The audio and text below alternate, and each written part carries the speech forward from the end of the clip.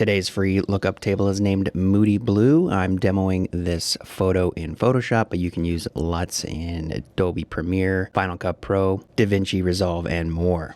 Let's test out our LUT. Here's before and there's after. Before, after, you can really see the shadows turns like a nice cool blue. And if you're looking for more lookup tables like this, check out any of the Preset Pro collections. Let's go to our LUTs here. I've already loaded some into Photoshop. These are the film emulation LUTs. And let's go to the Agfa Ultra Cool.